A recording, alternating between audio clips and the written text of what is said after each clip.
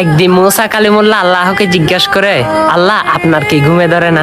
হযরত মুসা কালিমুল্লাহকে আল্লাহ রাব্বুল আলামিন বলে, হে মুসা, তুমি দুইটা গ্লাসের মধ্যে পানি নাও এবং পানিটা নিয়ে তুমি তুর পাহাড়ের মধ্যে আসো। তখন মুসা নবী আমার আল্লাহর কথা শুনে ওই গ্লাস দুইটা নিয়ে তুর পাহাড়ের মধ্যে গেল। তখন আল্লাহকে মুসা কালিমুল্লাহ বলে, আল্লাহ আমি আপনাকে কি বললাম, আপনি কি করতেছেন? তখন বলে, এ মুসা বেশি কথা বলিও না, তুমি দাঁড়িয়ে থাকো। ওই দুইটা গ্লাস নিয়ে দাঁড়িয়ে আছে।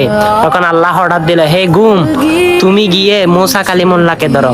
তখন ঘুমের নিদ্রা চলে আসলো। তখন মুসা কালিমুল্লাহ এই পাশ ও পাশ ঝুলতে লাগলো। হঠাৎ চোখের মধ্যে ঘুম এসে তেই নিচে পড়ে গেল, কিন্তু পানির গ্লাস দুইটা পড়ে খন্ড খন্ড হয়ে ছিন্ন বিচ্ছিন্ন হয়ে ভেঙে গেল। তখন আল্লাহকে বলে, আল্লাহ আমার হঠাৎ ঘুম চলে আসলো। তখন আল্লাহ বলে, মুসা আমি শুধু তোমাকে দুইটা গ্লাসের দায়িত্ব দিয়েছি, তুমি সেটা রাখতে পারো নাই।